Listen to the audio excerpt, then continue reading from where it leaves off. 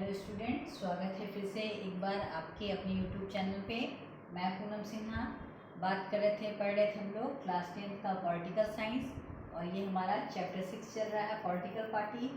2 video हम लोग lecture पहले से देख चुके हैं, पॉलिटिकल पार्टी क्या है जान चुके हैं और पॉलिटिकल पार्टी में नेशनल पार्टी और रीजनल पार्टी इसको भी समझ चुके हैं दोनों लेक्चर में हम लोग।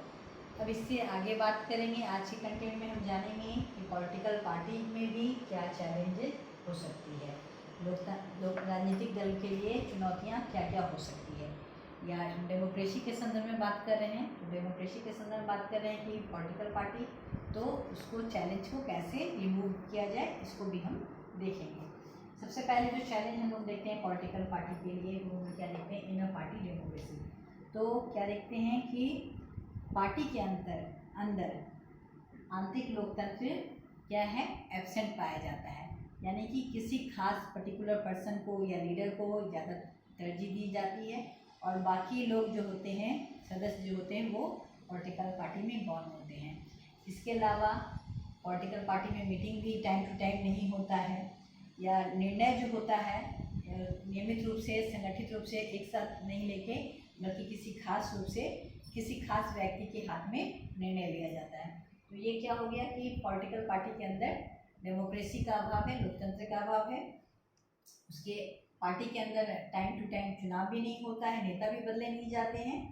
तो ये सबसे बड़ी समस्या है पॉलिटिकल पार्टी के अंदर कि पॉलिटिकल पार्टी खुद लोकतांत्रिक ना हो। इसलिए हमें चाहिए कि पॉलिटिकल पार्टी को क्या बनाना है, लोकतांत्रिक बनाना है। समय समय पर उसमें चुनाव होना है, उसके अध्यक्ष पद का बदलाव होना है और कोई भी निर्णय अगर पॉलिटिकल पार्टी में लिया जाता है तो वो सर्वसम्मति से बैठक करके लेना चाहिए। दूसरा समस्या जो हम लोग ये पॉलिटिकल पार्टी में देख रहे हैं, ये भी ऊपर वाली समस्या से मिलता जुलता ही है। नेपोटिज्म या वंशवाद, फैमिली, इस पार्टी में अधिकतर देखा जाता है कि कुछ पार्टी में वंशवाद को ज़्यादा बढ़ावा दिया जाता है या भाई भतीजावाद को ज़्यादा बढ़ावा दिया जाता है।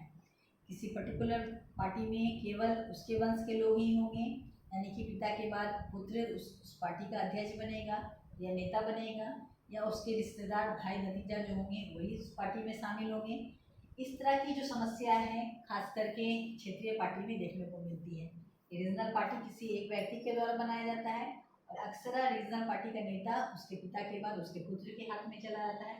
ये गद्दी टाइम टू टाइम फैमिली तक ही सीमित होती है। तो ये हमारे लिए पॉलिटिकल पार्टी में क्या देखने को मिल रहा है कि डेमोक्रेसी का अभाव देखने को मिल रहा है।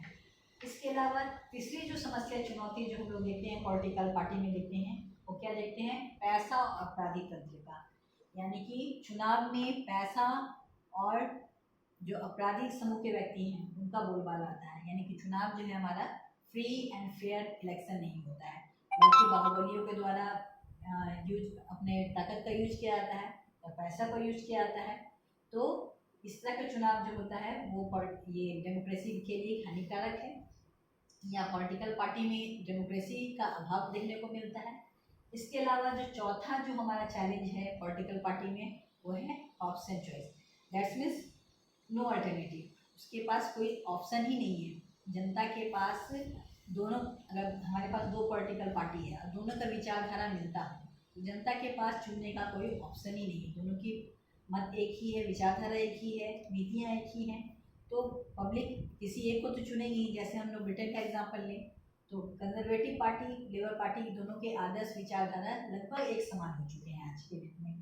तो ये बहुत बड़ी समस्या है, पब्लिक के पास कोई चॉइस ना होना, इसे कहते हैं ऑप्शन चॉइस। अब हम लोग आते हैं मेजर की बात करते हैं कि कैसे इसमें पॉलिटिकल पार्टी की जो समस्या है उसको रिफॉर्म किया जा सके।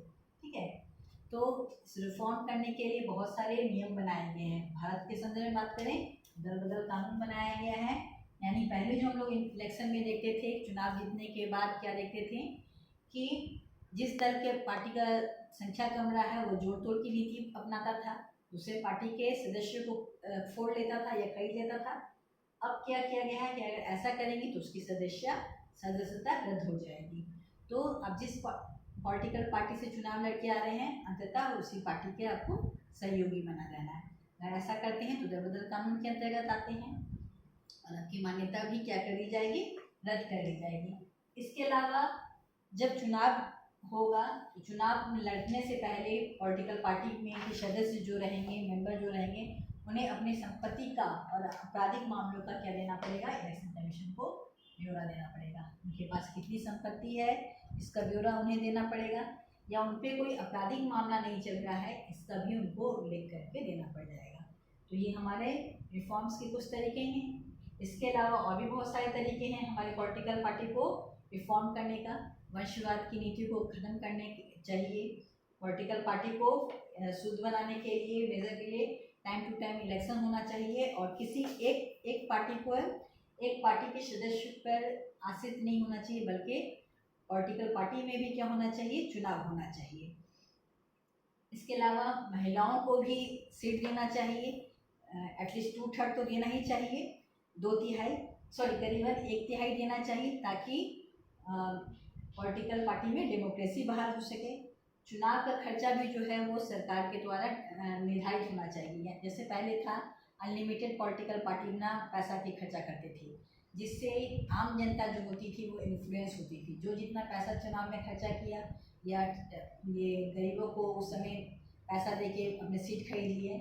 तो इस चीज़ को रोकने के लिए अब क्या किया गया है कि चुनाव में कुछ लिमिटेड धन का निर्णय कर दिया गया। लोकसभा में 2 करोड़ से ज़्यादा अपने चुनाव में खर्च कर सकते हैं, वैसे विधानसभा में भी कुछ फिक्स आंकड़ा कर दिया गया है, उससे ज़्यादा हम चुनाव में खर्चा नहीं कर सकते हैं।